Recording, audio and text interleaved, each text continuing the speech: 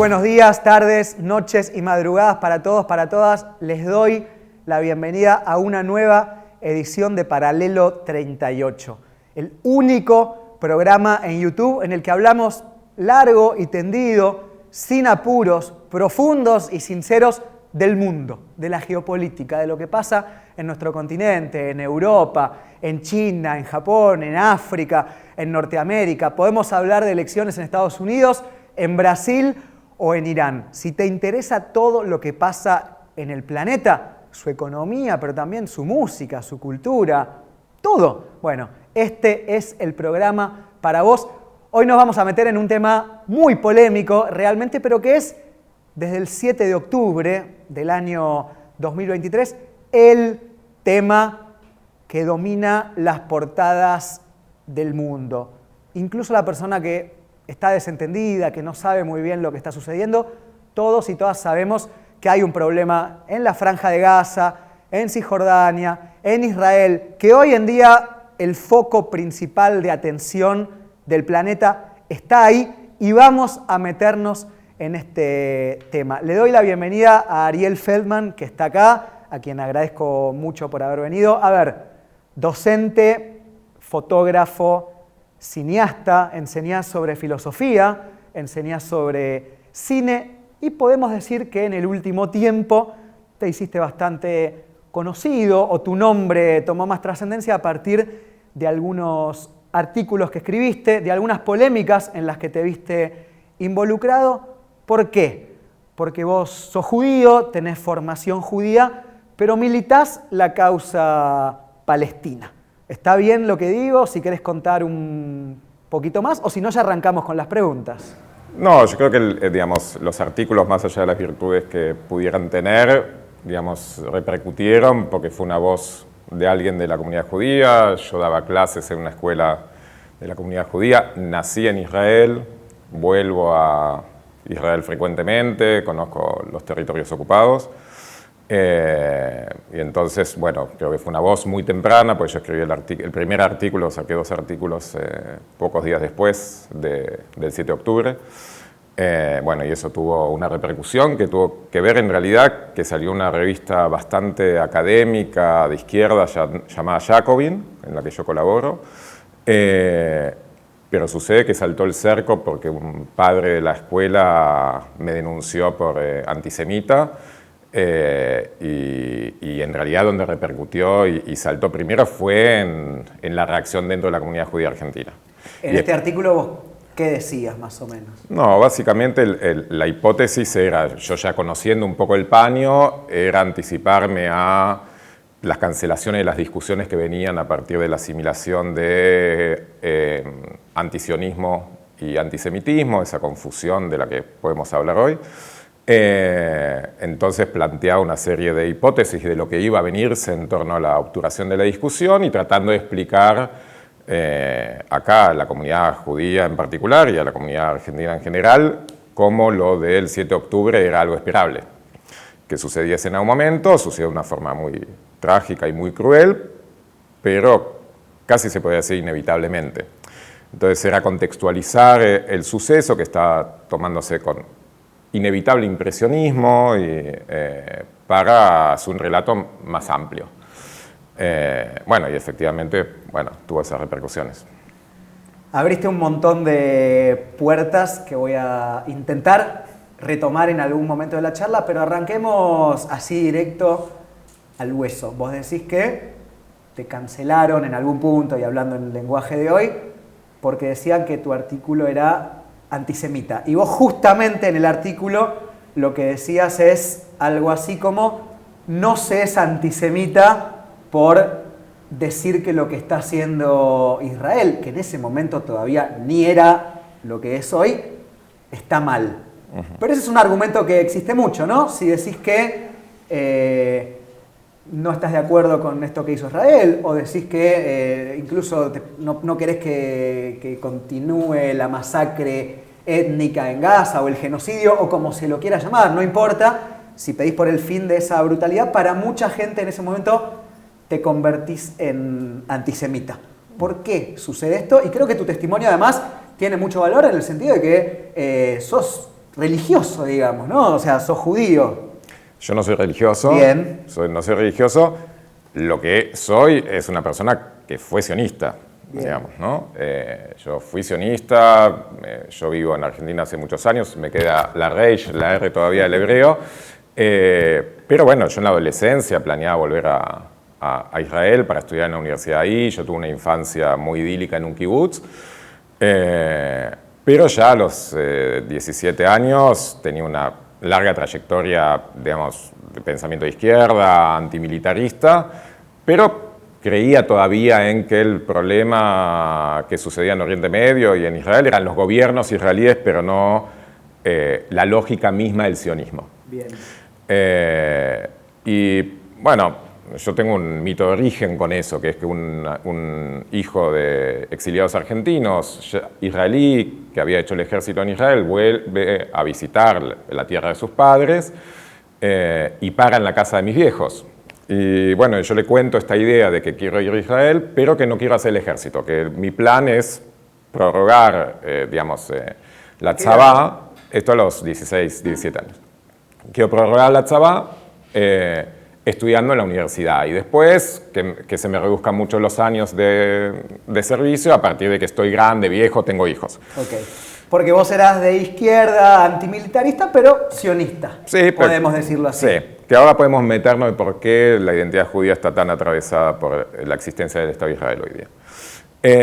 Y él me dio una respuesta que a mí me partió la cabeza, que fue no, si vas tenés que hacer el ejército porque el ejército es la columna vertebral de la cultura israelí, no solamente del Estado, digamos, ¿no? Ahí vas a conocer posiblemente, yo soy heterosexual, digamos, a la madre de tus hijos, vas a conocer a tus amigos de toda la vida y vas, no es como la colimba era acá, sino que efectivamente empezás a hacer un camino profesional. La gente deja la casa paterna, materna, para hacer la tzavá y después no vuelve, con lo cual es el salto a la adultez. Es muy común, por ejemplo yo, que viajo mucho, encontrarse con israelíes viajando por el mundo después de haber hecho juntos el ejército. Exactamente. Y ahí yo dije, y ahí empecé a realmente investigar y tratar de comprender, digamos, en qué medida lo que sucede hoy, pero lo que sucedió ayer y lo que sucedió incluso en el año 67, lo que sucedió en el año 48, estaba en la semilla de la concepción sionista. Que hay que aclararlo, digamos, ¿no? Sionismo y judaísmo están sin duda emparentados, y hoy podemos hablar de eso, pero son dos cosas opuestas, digamos. En mi criterio, o al menos, lo cual es una obviedad, escindidas. El sionismo es una ideología política que tiene menos de 200 años, y el judaísmo, que podemos también discutir o tratar de discutir qué es, pero es una identidad que algunos nos autopercibimos, digamos, como judíos por diversas razones, aunque no profesemos la religión, pero profesamos una tradición, una cultura, un sentido del humor, un acervo cultural, un acervo histórico de persecución, de luchas, de referencias, digamos, que tiene más de 2000 años. Entonces, asimilar sionismo y judaísmo es una trampa, en principio, que está en los albores del sionismo, digamos, ¿no? Y después, con la fundación de un Estado que se autodenomina Estado judío, esa unión, digamos, se cristaliza y digamos, hay muchísimos estudios, yo no voy a decir nada que haya pensado yo, sino que, digamos, hay muchísimos pensadores judíos que vienen trabajando esto hace décadas y décadas, cómo el Estado de Israel instrumentaliza el judaísmo en pos de su constitución y su defensa ideológica, digamos, ¿no?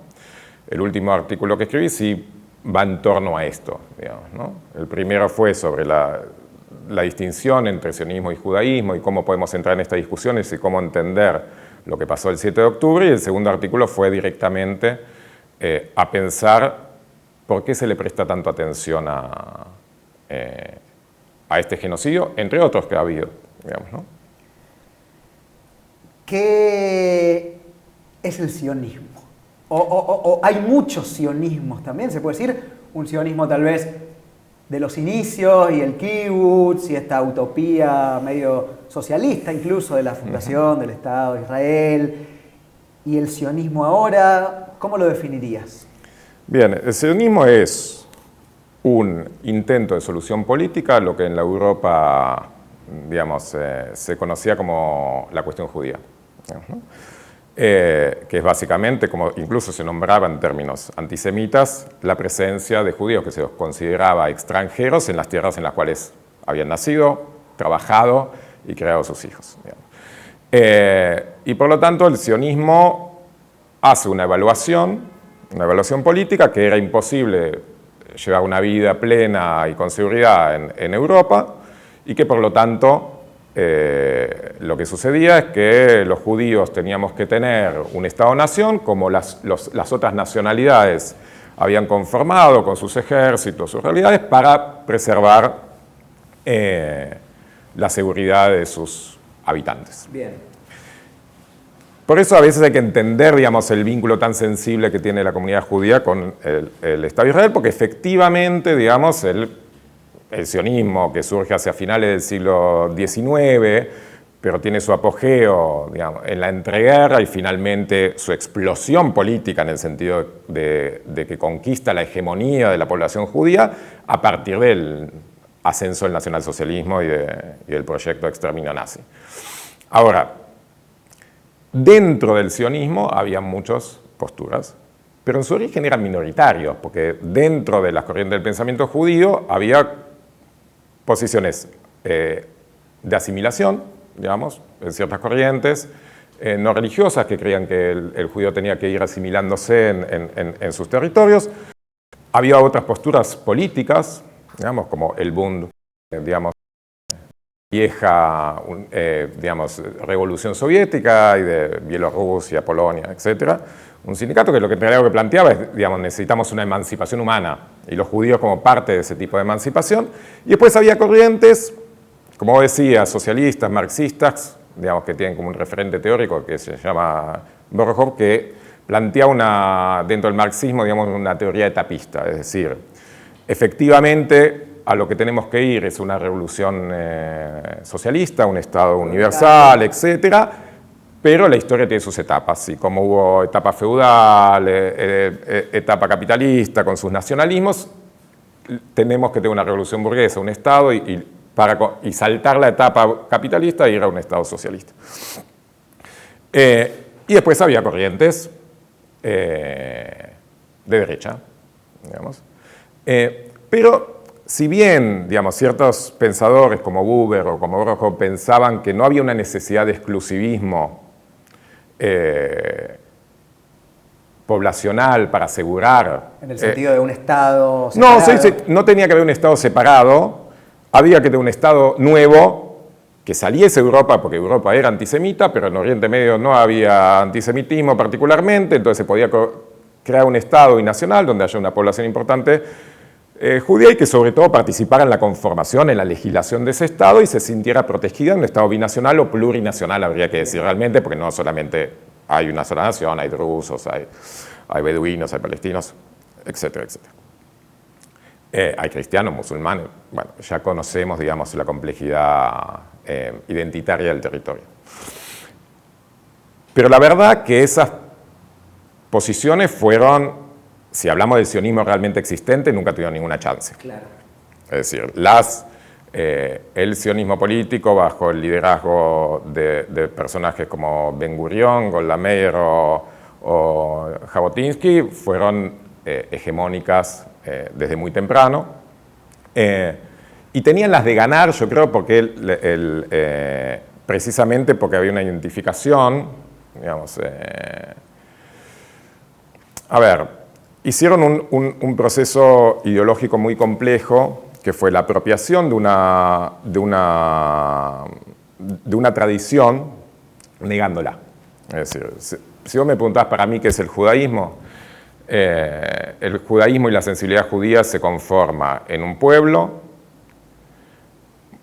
que no estaba atado a un territorio, sino precisamente un libro, que por lo tanto fue una nación muy reflexiva, que fue perseguida durante 2000 años y que siempre estuvo en el lado de la negatividad, de la otredad. Entonces, está en su tradición, en sus cuerpos, muy encarnada la idea de la resistencia y ser el otro del poder. Su humor, su literatura, sus referentes, digamos, si uno ve la incidencia en todos los procesos revolucionarios del siglo XX, de todo el mundo, el porcentaje de judíos es elevadísimo en relación a las poblaciones locales. Ni hablar de Marx, Trotsky, Revolución Rusa, Rosa Luxemburgo, también Revolución Alemana, etcétera, etcétera. Digamos, y eso tiene que ver no con una esencia de ningún tipo, ni unas capacidades especiales, sino que efectivamente el tema de la resistencia y el estar frente al poder, ser un otro de esa Europa imperial y fascista, está en los cuerpos. Entonces el judaísmo que yo abrazo, que yo reivindico, el del gueto de Varsovia o el de estas personas que pensaban en un mundo distinto, más libre, más humano, se opone radicalmente a la idea de un judaísmo en armas, que pasase del lugar de la víctima al lugar de aquel que ya no puede ser victimizado, lo cual tenía una consecuencia lógica, que es que está en el lugar del poder. Yo tengo una anécdota que siempre cuento, para mí es muy ilustrativa. Yo discutía con mi abuelo desde muy joven sobre el militarismo israelí, él ya falleció, y él me decía una frase que también fue una de las cosas que me dejaron marcado, que él decía, bueno, tuvimos 2000 años agachando la cabeza, ahora que tenemos las armas, no la vamos a agachar más. Entonces, el sionismo israelí, el sionismo político, se constituyó en oposición al judaísmo diaspórico, galútico, que yo reivindico, que conforma la verdadera cultura judía que nosotros conocemos y reivindicamos desde el humor de un Woody Allen o una militancia de un Noam Chomsky, digamos. Sino que hacen una apropiación, de la cual podemos charlar, digamos, de la idea de los alzados del gueto de Varsovia, de los judíos en armas, frente a aquellos que iban a morir a las cámaras de concentración como corderos al matadero. De hecho, en la historia del Estado de Israel hay un desprecio cultural por el judío galútico, por el judío diaspórico. Y de hecho el sionismo, que es una organización con recursos, con capacidades militares ya en los años 30, explícitamente no quiso, digamos, ni rescatar ni defender a los judíos que no habían abrazado la causa sionista y todavía estaban en Europa. Digamos, ¿no? Sino que, digamos, hay declaraciones de Ben Gurión de esa etapa que dice, bueno, Hitler es un hombre de Estado y en la medida que sea un hombre de Estado nosotros no podemos ir contra él, digamos, ¿no? Cuando se estaba masacrando al pueblo judío. Porque en el fondo había un desprecio por aquellos que no habían abrazado el sionismo político y habían decidido quedarse peleando las revoluciones o habían decidido que querían vivir en otro territorio que no era la Nueva Palestina o no habían abrazado sociedad, no importa cuáles eran las razones. Más allá de la religión. Más allá de la religión. Más allá de la religión, el sionismo hoy está imbrincado de mesianismo, digamos, judaico, pero en sus orígenes es absolutamente laico. Como te decía antes, vienen de reflexiones políticas, no de reflexiones religiosas. Después se instrumentaliza, digamos, situaciones religiosas, coloniales, etcétera, para emplazarse, pero no nace. De hecho, había, como se sabe ya, Vox Populi, digamos, había hipótesis de generar un Estado en la Patagonia Argentina, en Ruanda, etcétera, etcétera. Paradójicamente había pocos de que Alemania o Austria o Polonia diesen una serie de kilómetros cuadrados que son los responsables de la matanza de los judíos para conformar ahí un Estado, ¿no?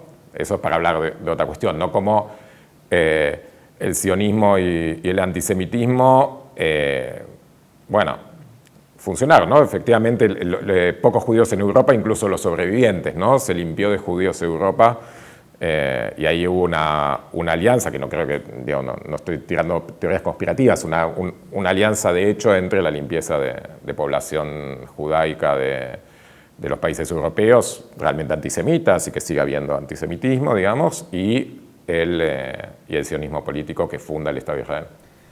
Según esto que vos decís, y recupero un poco también lo que vos has escrito, hay como una sensación, al menos tuya y con la que vos, bueno, solés expresar, que es que el judaísmo está secuestrado en algún punto por el sionismo del Estado de Israel, ¿no? Tengo un amigo que me decía, yo soy judío del gueto de Varsovia, no judío de lo que está haciendo Netanyahu ahora en nombre de la religión. ¿Es efectivamente así la sensación? Yo creo que es efectivamente así, incluso si vos discutís con gente en Israel, te van a decir, digamos, hay una transformación de la identidad judía que genera el Estado de Israel, digamos, ¿no? Hay efectivamente además es así, digamos, las culturas diaspóricas previas a la existencia del Estado de Israel sí rezaban hacia Jerusalén, pero Jerusalén era una idea, Sion era una idea, digamos, ¿no? De hecho, para volver tenía que venir el Mesías, digamos, era una idea religiosa, no era una idea política, el retorno a Jerusalén. Ni siquiera había peregrinaciones como hay a la Meca, no pasaba por ahí. Las comunidades estaban, depende de los países, más o menos aisladas, más o menos integradas, había, como en todas las poblaciones más asimiladas, poblaciones más segregadas, pero su vida cultural, la riqueza de la cultura yiddish estaba en el entrecruzamiento riquísimo de tener una lengua propia, pero hablar la lengua del lugar, manejar la cultura propia, pero estar entramado en la cultura del lugar, etcétera, etcétera. Y hoy día la cultura del judío diaspórico está centrado en el Estado de Israel. Dicta nuestra cultura diaspórica el Estado de Israel, y lo hace por mecanismos que no son discutibles, digamos, en los clubes judíos, en las escuelas judías, se enseña algo que se llama asbará, que se puede traducir por formación, adoctrinamiento, si lo hacemos por otro lugar, que básicamente es una formación para responder a las críticas al Estado de Israel en la diáspora, en los países que no son Israel, y hay población judía. Esa formación está absolutamente articulada a partir del Estado, se hacen viajes, famoso Marcha por la Vida, que empieza en los campos de concentración y termina en Jerusalén, la idea de ir de la muerte a la vida. Vos vas al tremendamente movilizante Museo del Holocausto de Jerusalén, pero el derrotero es un zigzagueo, no sé si vos tuviste la oportunidad de está en Jerusalén y hace un zigzagueo que empieza desde, digamos, las primeras poblaciones judías en Europa, etcétera, etcétera. Zigzagueo va contando, empieza a contar las persecuciones, los pogroms, el nacionalsocialismo, el holocausto, ¡pum! Y salís todo a oscuras, terrible, y salís a un balcón que da a Jerusalén. Digamos, ¿no? Bueno, esa es la utilización del judaísmo por parte del sionismo, digamos. Yo creo que el sionismo es una cultura que se opone al judaísmo. Es una cultura afirmativa, es una cultura muy violenta, es una cultura extremadamente capitalista hoy día, y es una cultura colonial. Podemos discutir la especificidad del colonialismo israelí, que me parece importante discutirlo, pero es una cultura colonial. Y ser colonizador, como decía... se me fue el nombre del filósofo judío israelí. Bueno, ahora ya se me voy a recordar, pero él plantea que, digamos, un momento en el año 67, cuando efectivamente ¿Ilan Pappé, no? No, un filósofo que era conocido como la conciencia de Israel. Okay. Leibovich. Cuando él él era un catedrático religioso de la Universidad Hebrea y cuando se ocupan los territorios en el año 67, él dice, todo muy bien, pero ahora hay que volver. Porque el ser un Estado colonial solamente puede pudrirle el alma de ese Estado. ¿Por qué? Porque necesariamente gobernar sobre una población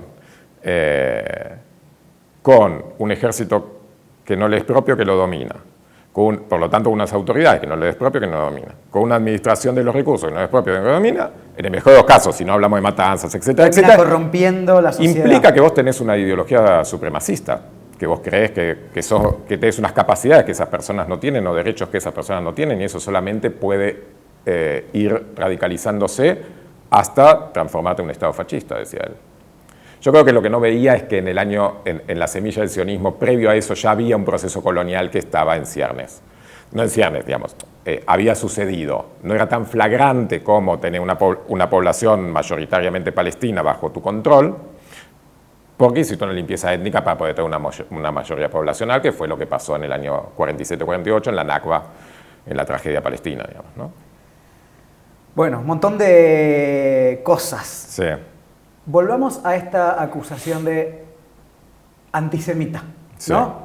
Vos, que sos judío, decís, sionismo no es judaísmo, de hecho son opuestos, y solamente por decir eso ya te entra la acusación muy violenta en Argentina, además yo también la sufro, sos antisemita. ¿Por qué se instrumentaliza esa acusación, digamos? ¿A qué intereses sirve? ¿Por qué se usa? No, yo creo que hay que decir dos cosas. Digamos, por un lado, voy a tratar de ordenar, porque es un tema muy largo, una cuestión más general, digamos, a nivel mundial, y unas características particulares, yo creo, que tiene el judaísmo argentino. Bien. En términos más generales, un tipo como Norman Finkelstein, de un libro que se llama La industria del holocausto, que efectivamente, o Enzo Traverso, digamos, se viene discutiendo hace mucho tiempo cómo el holocausto o la Shoah se transformó en Israel en una religión civil. Es decir, no un fenómeno, un acontecimiento donde circula socialmente, donde hay debates, donde se puede reflexionar sobre el significado, sobre la humanidad, etcétera, etcétera, sino un elemento administrado por el Estado, con un relato, que es después exportado al resto del mundo, utilizado para, digamos, evitar críticas al Estado de Israel.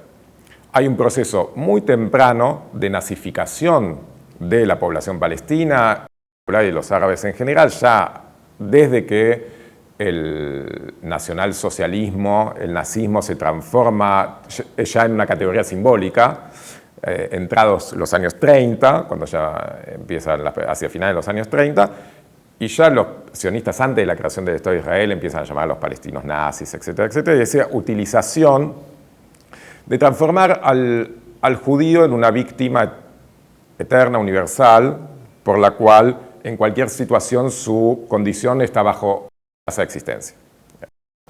¿Qué es lo que se sigue utilizando ahora, ¿no? Cuando las manifestaciones pro-palestinas cantan, hasta el mar, dicen no, están cuestionando la negación del Estado de Israel y apelan a la idea del exterminio del pueblo judío, ahora encarnado en el pueblo de Israel.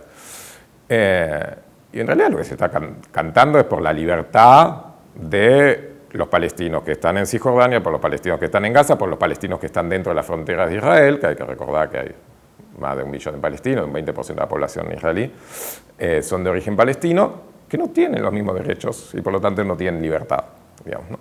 Entonces, pero la utilización de esta idea tan fuerte, digamos, y tan real, porque no pasó nada, digamos, desde el holocausto judío, es la utilización del sufrimiento del pueblo judío como escudo defensor, como elemento intimidante en las discusiones, porque el estigma de antisemita es un estigma dolorosísimo, durísimo, incluso para los que somos judíos, porque, digamos, se dice muy livianamente un judío autodiante, pero lo que te están diciendo es que tenés una crisis identitaria, que no sabes quién sos, que ya no perteneces. y ni hablar a las personas no judías, que eso le puede pesar mucho más gravemente con ataques, con cuestiones legales y demás, que los judíos sufrimos menos, digamos, ¿no? Aunque yo perdí mi trabajo y demás en la escuela, y sufrí amenazas, todo el mundo que interviene sobre esto, no es un caso particular, sufre estas consecuencias. Y tiene que ver con eso, digamos, la utilización de un trauma que hace trauma de la identidad judía, absolutamente, que es un proceso, que es el ápice de un proceso de deshumanización que viene mucho antes, porque la persecución de los judíos no empieza con el nacionalsocialismo, en pos de la constitución de un Estado con características diametralmente opuestas y que reniega de ese judaísmo que fue exterminado. Entonces, el sionismo no es que yo utilizo la expresión de que es una identidad secuestrada, la identidad judía por el sionismo, pero es más interesante pensar que además de secuestrada es supuesta. Es una utilización cínica, porque utilizan ese capital simbólico, pero vos vas a Israel y hay una negación de eso. Incluso en esta idea de la marcha por la vida, ¿no? Bueno, en Israel, digamos, se reinventó el idioma hebreo cuando los judíos que crean el Estado sionista hablaban todos yiddish. No es que hablaban simplemente alemán o polaco o francés o inglés. Hablaban todos yiddish. Hubiese sido lo natural que ese fuese el idioma, digamos. Pero eso hubiese sido continuar una historia del judaísmo. No, se inventaron danzas nuevas, el Rikudim, lenguas nuevas, y una idea del judío en oposición. Un judío en armas tomar, vinculado con la tierra, no con el libro, con la materialidad en lugar que con la palabra. Y eso es muy marcado. Digamos, cualquiera que haya estado en Israel y tiene vínculo con la cultura judía que yo estoy nombrando alrededor de la palabra, la literatura, no existe. No la encuentra ahí. No. Vuelvo, me pongo en tu abuelo, Sí. y efectivamente diciéndote, bueno, ok, pero nos persiguieron durante toda la vida, sufrimos muchísimo, ahora tenemos las armas, pero además estamos rodeados de un vecindario hostil, vamos a defendernos, ¿no? Y es un argumento completamente válido también, que es lo que, no te digo respondías vos en ese momento, pero es lo que vos pensás ahora sobre ese argumento. Mira, yo creo que esto es una discusión importante, porque a mí una de las cosas que me interesa, más allá de que, digamos, de que soy muy enfático en algunas cosas, es tratar de poder conversar con la comunidad judía. Y yo creo que muchas veces... Que en muchos casos estás cancelado. Sí, pero yo creo que, a ver, hay dos capas. Por un lado hay una cancelación y por otro lado tengo un montón de mensajes diciendo, che, me están pasando cosas, vi que escribiste un artículo, necesito charlar. Cientos de mensajes de ese tipo, y yo no soy un influencer, digamos, ¿no? De exalumnos, de gente conocida. Porque hay que entender que efectivamente si el sionismo es hegemónico y secuestró la identidad judía, cuando vos empezás a cuestionar esas características te quedás sin nada. O sea, tu identidad se desmorona. No, efectivamente, la gente que es judía y tiene cierto humanismo que le llega desde ese judaísmo diaspórico, pero está muy enmarcado, nacieron con el Estado de Israel existente y con este secuestro.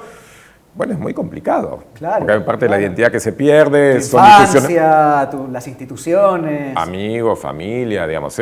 Yo ahora, por suerte, tengo mi familia se acercó a mis posiciones, pero cuando yo empecé a militar, digamos, esta crítica al sionismo en el año 2008, activamente, tuve tíos con los que no hablé 2 años, muy cercanos, digamos, ¿no? Entonces... Porque habían militado un sionismo de izquierda, que efectivamente había sido su identidad revolucionaria, política, gente muy comprometida, muy humana, pero es una negación de años y años de creencias construidas en mitos, digamos, ¿no? Esa es la verdad. El mito más flagrante es que había una tierra sin pueblo para un pueblo sin tierra, pero dentro de eso también, mi kibutz. Mis padres migraron a un kibutz, se exilaron en la Argentina, pero fueron a un kibutz, etc. yo les pregunto hoy qué población palestina había ahí y ellos no saben, digamos, ¿no? Ellos son tipos muy conscientes y demás, y en el kibutz nadie lo sabe, y muchos venían del Ejército Rojo y eran tipos revolucionarios. Y de ahí a todos los que se crían con un relato que viene armado de un Estado con una institucionalidad y con puntos propagandísticos en clubes, escuelas y demás. Son escuelas en las cuales se canta el himno argentino y el himno israelí. Son escuelas judías, no son escuelas binacionales. Claro. Se canta el himno argentino y el himno israelí. Un himno inventado en el año 48, no ahora. Digamos, ¿no? Entonces, para sus abuelos no existía eso, ¿no? Entonces, es muy fuerte, si uno lo piensa, son escuelas judías que cantan el himno de un Estado. Ese es el nivel de secuestro. Entonces, bueno, dicho esto, trato de no, tal vez estoy siendo un poco largo con algunas respuestas. No, está buenísimo. Voy a qué pasa con la Argentina. La Argentina tiene una característica particular. Si uno ve qué pasó después del 7 de octubre, es, creo, con Israel, no sé si en algún lugar más, el único país que tuvo marchas más multitudinarias pro-Israel que pro-Palestina. Estoy contando Estados Unidos, Inglaterra o Francia o Alemania. Es así. Bueno, ¿por qué sucede eso? Digamos, nosotros tenemos una característica muy particular como comunidad judía, yo creo por dos cuestiones. Una, los atentados de la AMIA y a la Embajada de Israel hicieron que el conflicto en Oriente Medio y esta identificación entre judaísmo diaspórico, nosotros judíos en la Argentina, y el Estado de Israel, el conflicto importado, digamos, a nuestro territorio, efectivizara este secuestro de una forma mucho más flagrante, no solamente para la población judía, sino para la sociedad argentina toda. La AMIA es una causa, digamos, que trasvasa a la población judía, digamos, ¿no? Y que muy actual, además. Y muy actual, se cumplen 30 años de impunidad, con encubrimiento en la cual participó la jerarquía de la comunidad judía, Beraja, bueno, etcétera, etcétera. Donde de vuelta, yo creo sinceramente que hay que decir algo muy doloroso, que cuando se dice que antisemitismo y antisionismo es lo mismo, hay una instrumentación del judaísmo a tal nivel que se está dispuesto a que el antisemitismo verdaderamente existente crezca, o que un nuevo antisemitismo en la confusión de judaísmo y sionismo crezca, si es en pos de defender a un Estado como es el Estado de Israel. Para mí hay que... aquellos que empiezan a tener posiciones antisemitas o pedirle a los palestinos que no hablen de los judíos, yo creo que los palestinos tienen por delante una tarea fundamental en la lucha, todos los que estamos por la causa palestina, de dejar de hablar del Estado judío, dejar de hablar de los judíos de Israel. Son israelíes y punto. Son ciudadanos de un Estado que se llama Israel. Pero es mucho pedirles, digamos, a las organizaciones de la resistencia palestina que hablen, que no nombren la palabra judía, porque los aviones, los tanques y la bandera tienen símbolos milenarios del judaísmo, como es el Maguen David. Y tenés un Estado que se autorreivindica y se autonombra como Estado judío. Entonces, si queremos realmente luchar contra el antisemitismo, tenemos que decir que eso no es judaísmo, que eso es un Estado colonial con ciertas características que utiliza símbolos judaicos en sus instrumentos de guerra. Entonces, es decir, que hoy, así, yo sé que como título suena fuerte, pero para combatir el antisemitismo es necesario combatir lo que está haciendo el Estado de Israel. Para mí, para combatir el antisemitismo y militar el humanismo y militar lo poco que queda de humanidad en nuestra humanidad, hay que luchar contra lo que está haciendo Israel, efectivamente. ¿No?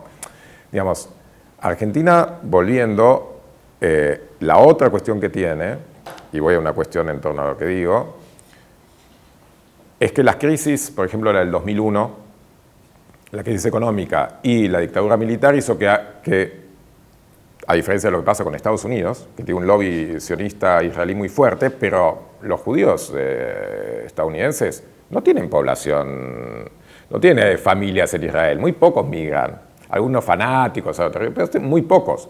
En la comunidad judía todos tienen un primo, un tío, un papá o pasaron por o el mejor amigo que se fue a vivir a Israel, sí. Digamos.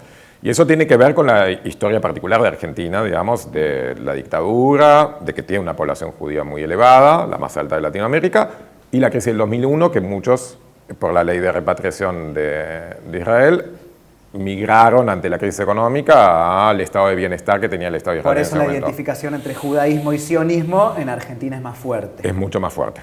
Es mucho más fuerte y hace que en Israel, el 8 de octubre, Gideon Levy pueda sacar un artículo al día siguiente que decía básicamente: los matamos, los ocupamos, les sacamos los recursos, hacemos un estado de apartheid, ponemos un muro para no enterarnos.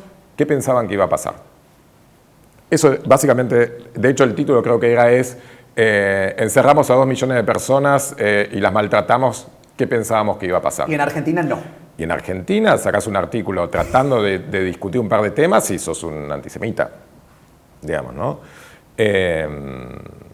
Digamos, salen artículos que no se puede, digamos, discutir cómo se lucha por la paz en esa región, sin...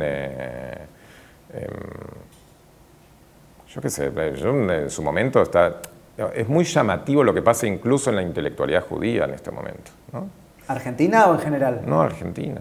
Argentina. No sé, en su momento hace un artículo de Alessandra Cohen, que es una referente, digamos, del psicoanálisis, una pensadora relativamente interesante sobre ciertas cuestiones, que sacó un artículo que se llamaba Sí, pero, donde decía que era antisemita decir sí está mal el ataque de Hamas, pero, que era básicamente un argumento antiintelectual, o sea, no se puede, digamos, hacer la crítica de un concepto, paradojizarlo, decir esto sucede, historizarlo, etcétera, etcétera, porque eso ya era antisemita.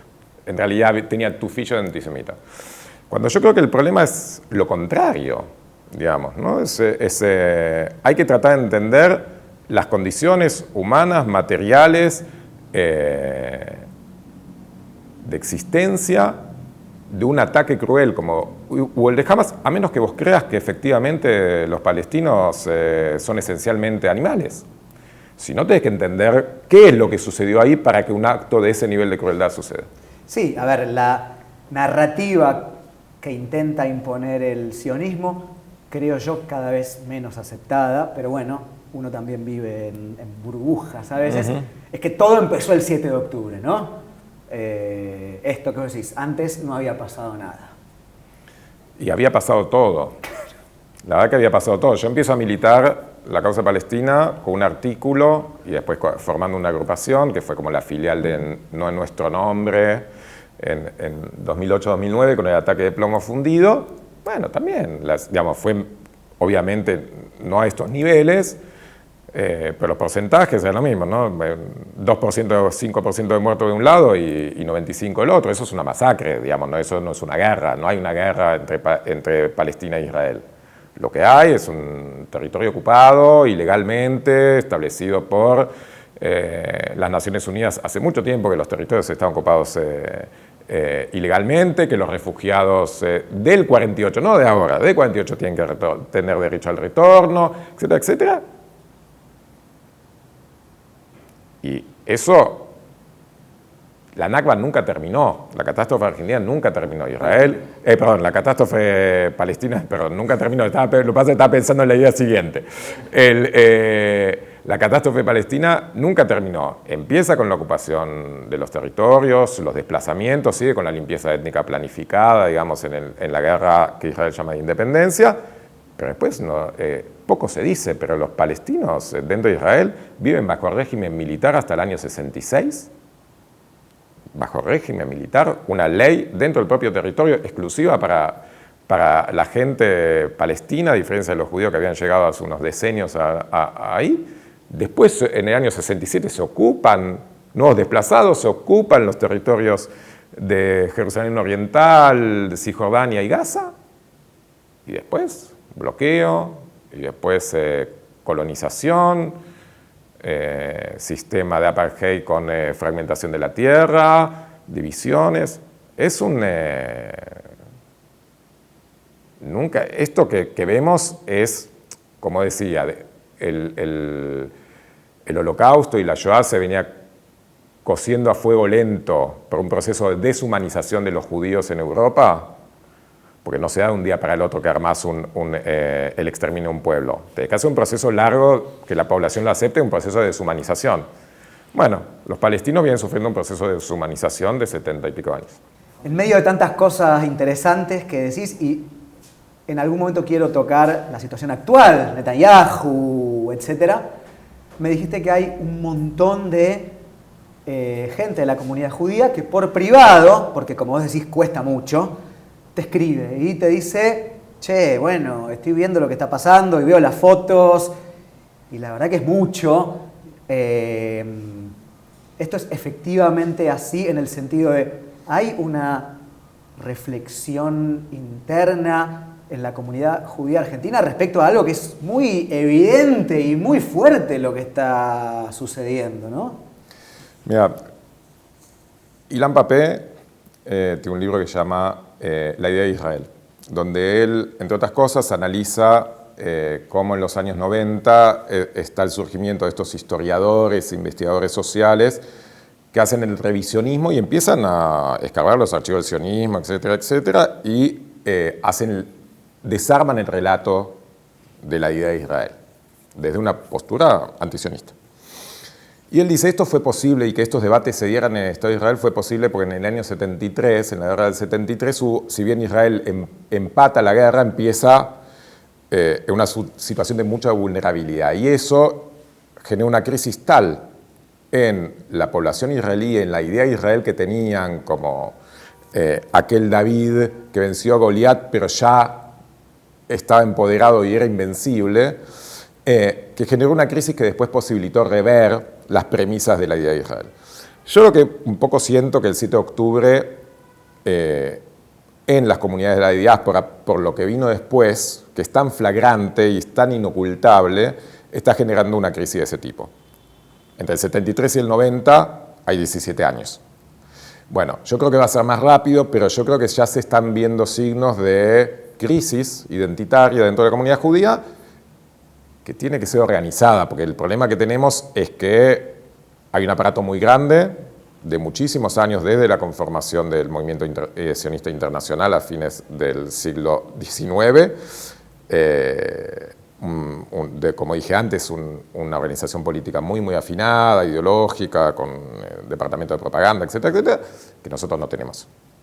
Pero yo creo que hay que generar los instrumentos políticos humanos, sociales, colectivos, de encuentro para estas sensibilidades que están en crisis. Eso para mí no cabe la menor duda, digamos, ¿no? El tema es si se va a adormecer eso en otras crisis que las personas tenemos, porque yo además de judío, soy argentino, y un montón de cuestiones, y le vamos a dar una organización a eso. No, bueno, yo vengo charlando con mucha gente para tratar de al menos empezar a encontrarnos y que no seamos voces sueltas. Se genera una sensación de comunidad en las redes sociales, porque te hablas, porque ves, y uno ve la hermandad y las ganas de pensar algo nuevo, pero bueno, hay que darle encarnadura. Pero yo creo que sí, que hay un movimiento importante. Hay un movimiento importante, esta sensación de, che, esto no tiene nada que ver con lo que yo pienso que es el judaísmo, ¿no? De lo que yo siento que es el judaísmo. Sí, no en mi nombre, digamos. Exactamente. Lo que se dice. ¿Y por qué? A ver, pregunta casi de sentido común de alguien que tal vez no está tan metido en el día a día. Vamos a la actualidad.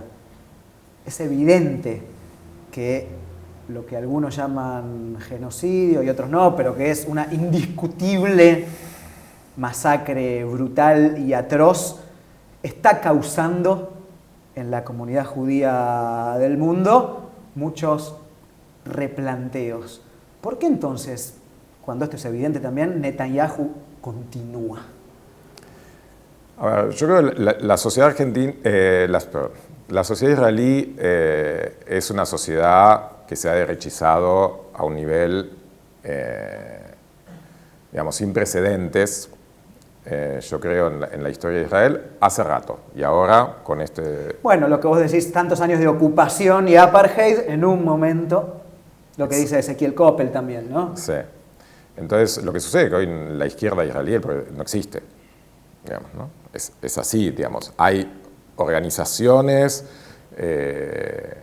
minoritarias que hay que sacarse el sombrero, aplaudir y difundir, digamos, como Breaking the Silence, de soldados que se niegan a servir en territorios ocupados o que cuentan las atrocidades del ejército, las Mujeres por la Paz, B'Tselem, B'Tselem, que está hace mucho tiempo, ¿sí? La Organización de Derechos Humanos que contabiliza los muertos y las atrocidades del ejército israelí en los territorios ocupados también.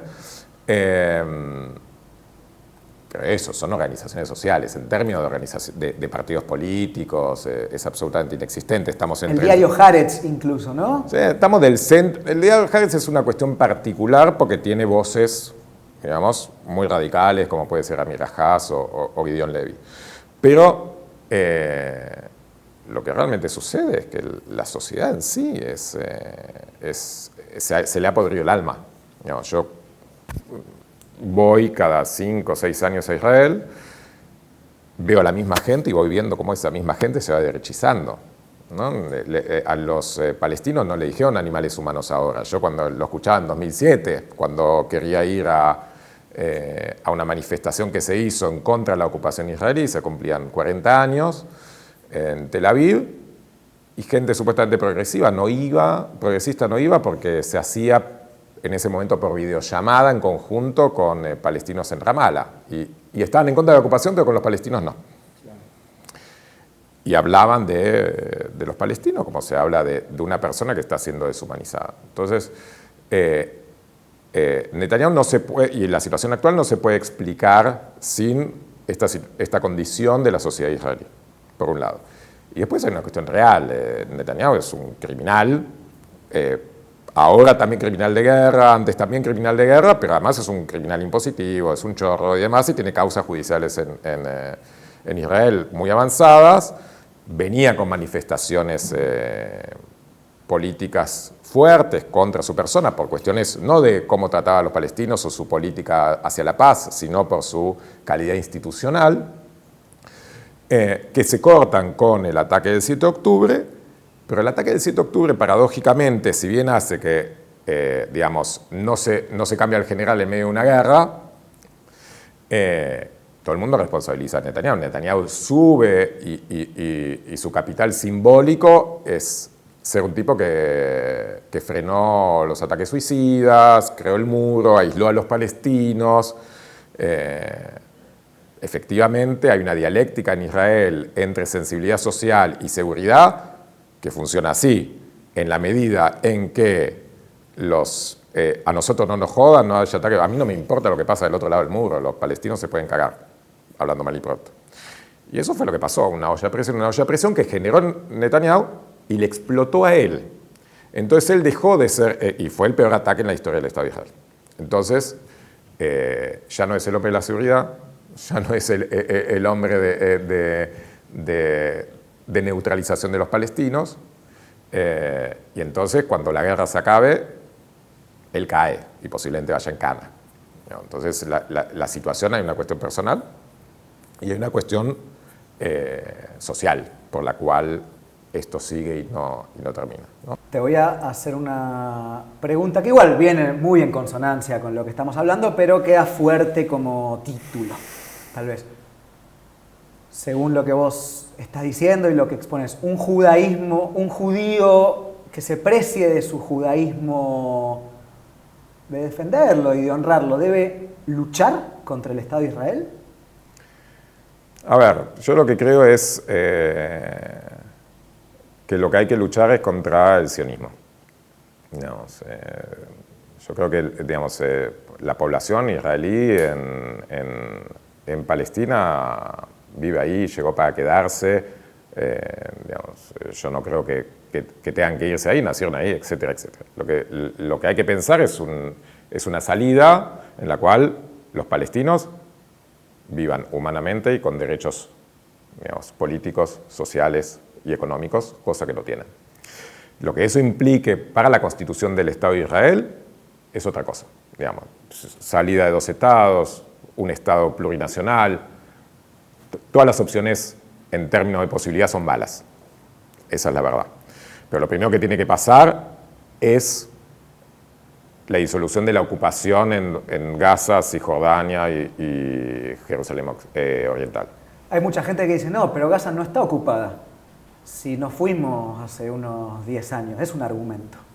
Sí, es un argumento falaz y que se enmarca en esta idea de los palestinos como animales, porque Sharon es una salida unilateral, digamos, por conveniencias políticas internas, geopolíticas y demás, pero deja una franja que está bloqueada, ocupada, etcétera, sin transicionar un gobierno, sin dar poderes y bloqueándolo inmediatamente después de que se hacen las primeras... Es decir, es como estar en un cuarto, salir, pero cerrar la puerta. Exactamente. Y decir, no, pero ya no estoy más en este cuarto. No solamente cerrar la puerta, sino decir, bueno, hagan lo que quieran dentro de esa puerta, pero cuando hacen lo que quieren, debidamente, en el buen sentido, que hacen elecciones democráticas, las primeras elecciones democráticas en la historia de Palestina, porque efectivamente antes era una colonia británica. La verdad es que hay unas elecciones propiamente palestinas, democráticas, que supuestamente es lo que el mundo libre y democrático exige a los países árabes.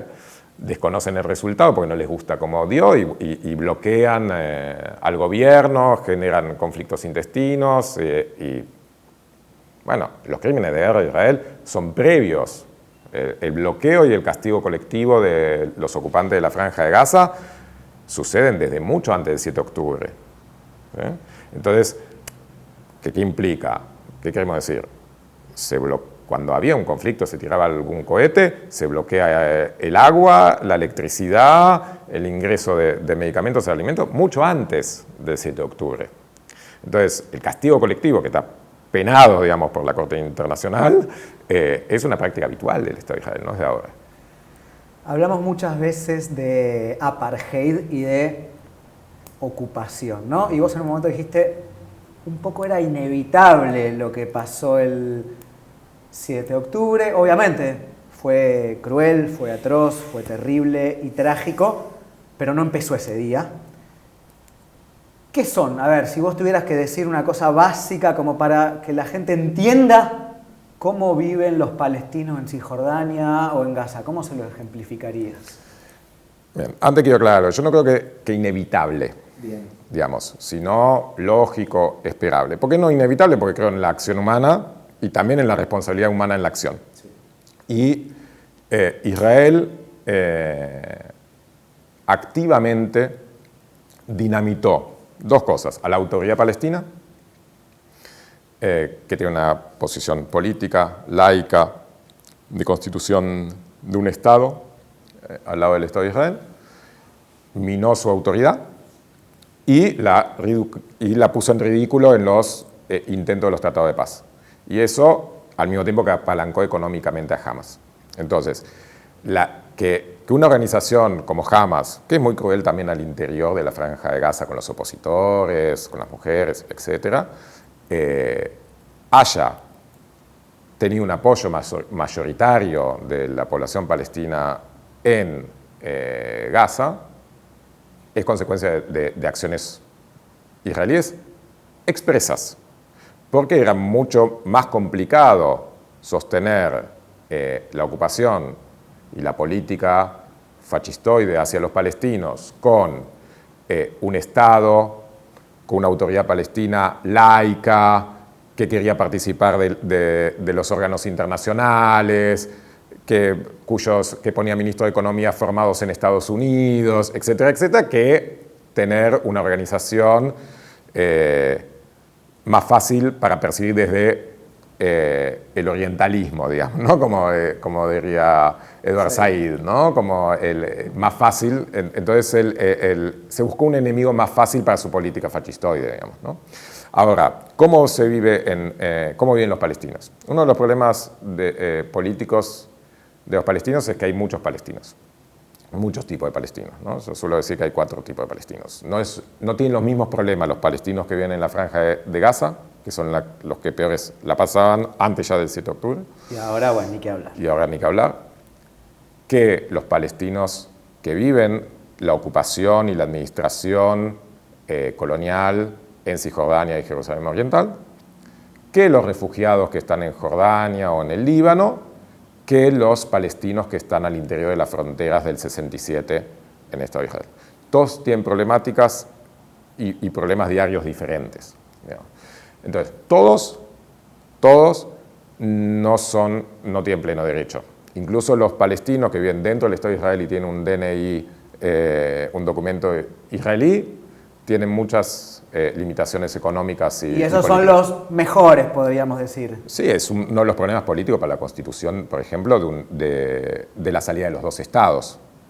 Uno son los colonos, el problema para la Constitución de 2 estados, porque efectivamente cuando Isaac Rabin quiso mover un par de colonos, lo mataron y no hay comparación con la cantidad de colonos que habría que mover ahora igual no es la intención. Colonos, para decirle a la gente, son los israelíes que ya están viviendo en las tierras ocupadas de Cisjordania. Exactamente.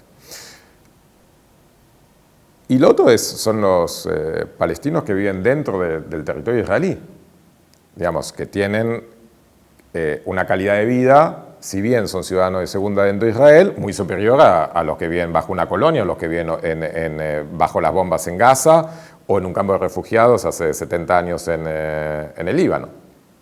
Entonces, tienen problemáticas distintas.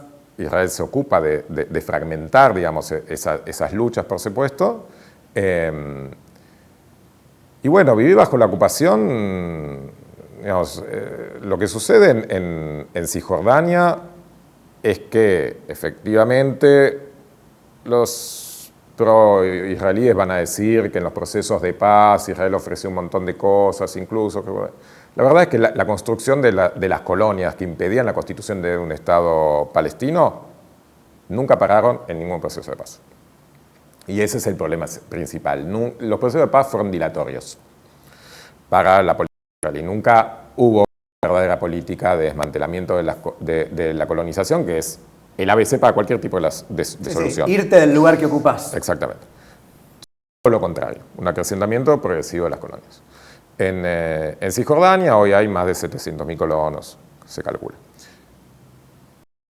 Por cada asentamiento, muchas veces se hacen ilegalmente, pero después el Estado de Israel le da la venia, etc. Se mudan regimientos, control, se construyen rutas de uso exclusivo para las colonias, por lo cual la población palestina queda dividida porque esas rutas están valladas, entonces se van generando bantusanes, digamos, pequeñas poblaciones fragmentadas donde para ir a laburar a un campo donde tenés olivos tenés que tal vez esperar 2 horas que un soldado le dé gana de decida abrirte o no, o porque se tiró un cohete en Gaza, cierran castigo colectivo, cierran y bueno, perdés la cosecha de olivo.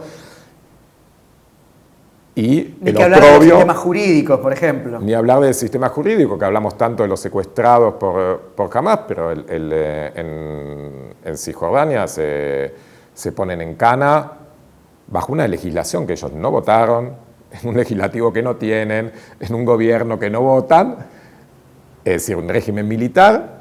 Se secuestra, por lo tanto, se toma, digamos, en la ilegalidad a poblaciones incluso menores de edad por tirar una piedra contra la ocupación sin juicio, sin nada, a la cárcel y chau. Después pasan un juicio, pueden tardar más o menos, pero te comes, salen destrozados de esa situación. Hay vejámenes, hay torturas también registradas por cortes internacionales, por Amnesty Internacional en las cárceles israelíes, digamos, ¿no? Entonces, la situación es...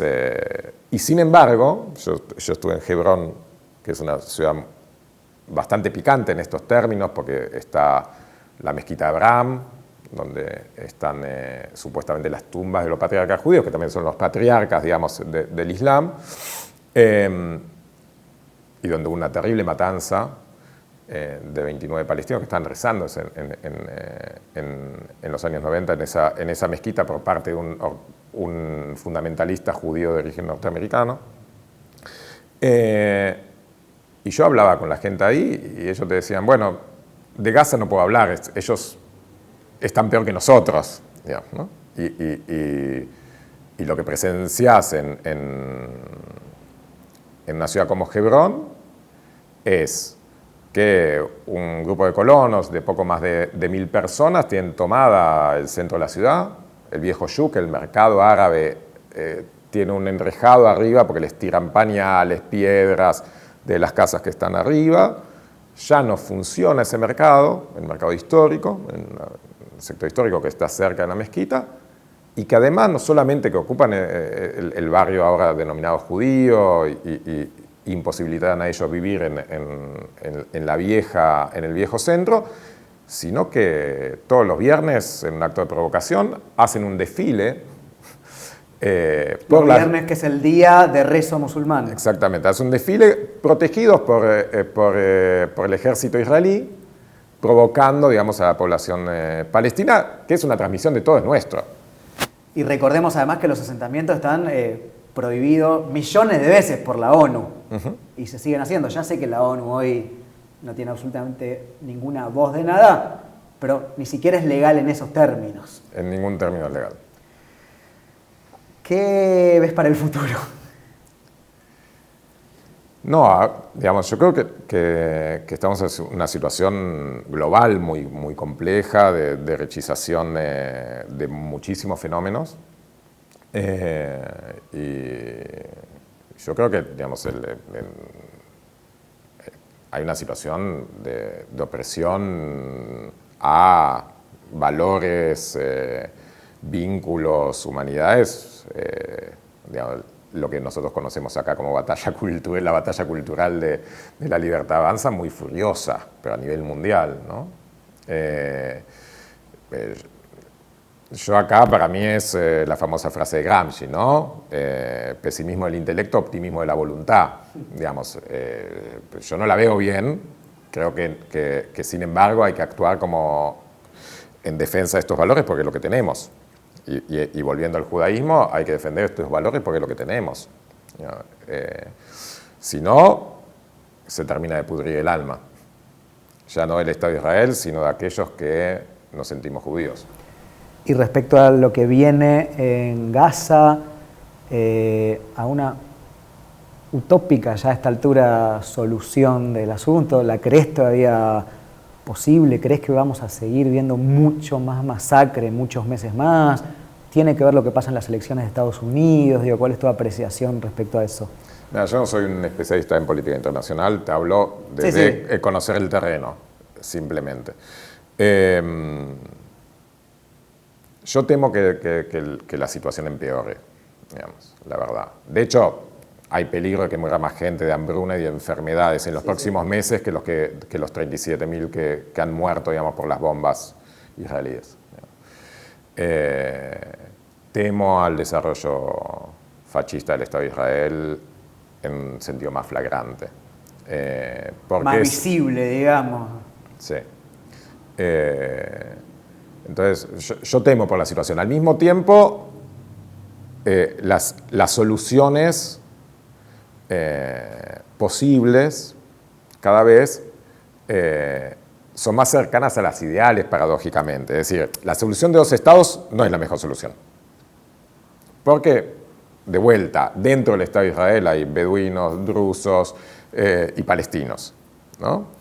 Digo, drusos palestinos, beduinos palestinos y gente que se identifica como árabes palestinos. No se soluciona simplemente con armar un Estado palestino al costado. La verdad que todos los palestinos, los refugiados, todos merecen tener plenos derechos y vivir una vida digna. Eso es más factible con un Estado plurinacional que un Estado binacional. Lo que pasa es que ni una cosa ni la otra es viable hasta que se termine la ocupación. Yo creo que ese es el primer paso. La reivindicación primera, para empezar además mermar los odios, digamos, la gente las múltiples organizaciones que hicieron el ataque del 7 de octubre y la población civil que ante la rotura del alambrado y la pared cruzaron, e incluso hubo hurtos, etc. Son los niños que en el ataque de plomo fundido en 2009 vieron morir a sus familiares, destruir sus casas. Es así. Entonces, yo creo que lo primero para poder empezar... En 30 años, la cantidad de gente que ahora está sufriendo en casa, esa gente, los que queden vivos, va a crecer con odio. Sí. Entonces, hay que empezar a reparar. Y lo primero para reparar hay que digamos, desmantelar el oprobio de la ocupación, de los territorios ocupados. Y acto seguido, digamos, modificar la política dentro del Estado de Israel, que han sancionado decenas de leyes digamos, discriminatorias hacia la población árabe, desde que el árabe era una lengua oficial, no sé, como sucede en Paraguay, entre el español y el guaraní. Bueno, aunque el español es hegemónico, bueno, lo mismo. Los carteles tenían que estar en árabe, en hebreo, en inglés. Bueno. Yo cuando fui en 2007 ya veía los carteles tachados, las partes que estaban en árabe. Ahora hay una legislación que no obliga a que los carteles estén en árabe, pero ya no es un idioma oficial. Entonces, vamos a un proceso, digamos, muy, muy complejo. Y no sé qué decirte, me gustaría ser más optimista. Ser más optimista. Tenés muy claro, igual ya tenés el lomo recontra curtido, pero que a partir de esta entrevista las acusaciones de antisemita van a ser lo mínimo, ¿no? Mira, yo creo que sinceramente hay que empezar a ser muy explícitos entre la asociación entre sionismo y fascismo y por lo tanto una vinculación mucho más estrecha que cualquier posición antisionista puede tener con el nazismo.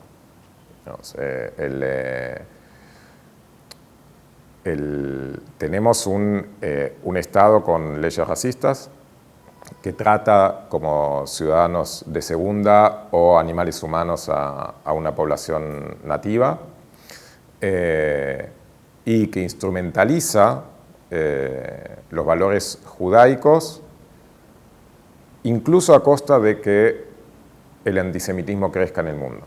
Que efectivamente está pasando. Y está creciendo. Y hay si bien hay un germen antisemita previo a la creación del Estado de Israel, del que ya hablamos, este antisemitismo sui generis, de un joven que puede estar indignado sobre lo que está pasando y no maneja mucho el conflicto, y el Estado de Israel le dice, esto lo hacemos porque somos judíos y vamos con bombas con el Maguen David. Bueno, la tarea para frenar el antisemitismo es decir que eso no es judaísmo, punto. Entonces, yo creo que los valores judaicos y los argumentos están a mi favor, pero bueno, habrá que seguir dando las discusiones. Sí, y cuestan sangre, sudor y lágrimas, imagino, dijiste, perdiste un trabajo, bueno, un montón de cosas. Me imagino que no es fácil tu posición y es muy valiente, porque sé que lo haces además por valores humanos. No sé si querés decir alguna cosa más que te quedó en el tintero, podemos seguir. Por mi parte yo creo que estoy, pero... Una sola cosa. El micrófono abierto. No, una sola cosa que me parece, digamos, ya que esto circula mucho y vos influenciás a un montón de gente, me parece importante esto último que digo para incorporar, digamos, en la lucha pro-palestina. Yo creo que hay que tener mucho cuidado cómo se defiende la causa palestina para evitar que la reacción subjetiva, el riesgo identitario del ser judío se crispe. Yo sé que es mucho pedir porque lo que está pasando es un genocidio, pero si nosotros creemos que la resistencia es ante no cualquier fuerza opresora, no ante cualquier peligro, sino que la resistencia tiene que ser efectiva. Y para eso tiene que leer aquello que se enfrenta. Es importante que la resistencia incorpore estas ideas y insista en que si la identidad judía está secuestrada, hay que ayudar a liberarla desde la causa palestina también. Y abrazar, yo creo que son aliados naturales el judaísmo y la causa palestina, porque ambos dos sufren al sionismo encarnado en el Estado de Israel de formas diferentes, pero es su enemigo principal. Dejar muy evidente, y vos lo venís haciendo durante toda la charla, que la lucha no es contra el judaísmo. Exactamente. Es contra el Estado de Israel, que en este caso es un Estado, bueno, ya lo estuviste explicando, pero que sí, y es una diferencia que a veces es difícil de explicar, porque es verdad, el antisemitismo existe, sin lugar a duda, y decir que el enemigo es el judío también está mal y es pésimo y es un espanto. El antisemitismo existe y mucho judaísmo y mucho judío humanista y buena gente tuvo muchas esperanzas en el Estado de Israel. Y entonces el dolor de ver que eso está transformándose, ha sido siempre, pero bueno, flagrantemente es ahora un Estado genocida, es muy duro. Y entonces es como hay que tratar de convencer y abrazar al mismo tiempo, digamos. Bien. Bueno, Ariel, te agradezco mucho por la charla, la verdad que creo que va a tener mucha repercusión. Me alegra mucho que así lo sea, porque hay que decir las cosas y mantener las posiciones y de nuevo, creo que sos una persona muy valiente. Bueno, gracias por haber estado ahí. Ya saben, este es el único programa en Argentina, ya lo dije, que habla de política internacional sin pudores, sin miedos, con sinceridad, con profundidad. Cualquier persona que quiera puede pasar por acá. Le agradezco como siempre a los sponsors que auspician, que bueno, en todos los programas los digo, los vamos a ver ahí abajo también para que vayan a los Instagram y demás. Y bueno, muchísimas gracias por haber estado ahí. Recomienden, critiquen, elogien, comenten, hagan circular, que al cabo es lo que mantiene vivo a este espacio de debate, de discusión y de aprendizaje. Así que muchas gracias de nuevo y bueno, nos vemos para el siguiente capítulo.